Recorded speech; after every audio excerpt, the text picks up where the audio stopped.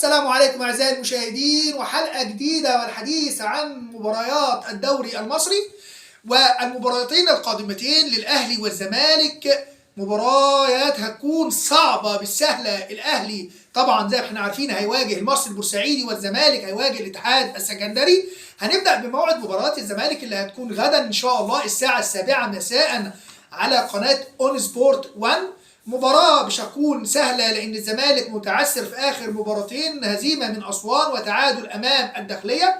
ولكن اللي بطلبه من جمهور الزمالك هو الصبر على الفريق، الصبر على مستر فيريرا. السكواد مش هو السكواد القوي اللي يقدر يعتمد عليه، ولكن هم بيجتهدوا، وإن شاء الله المباريات القادمة تكون الدنيا أحسن بكتير. مباراة الأهلي القادمة هتكون يوم الخميس الساعة 7 مبثة على قناة اون سبورت 1. أيضا المباراة الأهلي بدأ يحط رجله على طريق الانتصارات، ودي حاجة كويسة لمشجعي النادي الأهلي، ولكن الأداء لسه مش هو الأداء الأفضل. ولكن رسالة لجمهوري الأهلي والزمالك، يا ريت يا جماعة نضبط أنفسنا إلى حد ما. الدنيا مش مستاهلة كتير، الأمور قريبة، لسه الأهلي هيبقى عنده إخفاقات ولسه الزمالك هيبقى عنده إخفاقات، ولكن نتمنى إن الروح الرياضية هي اللي تكون سائدة بينا.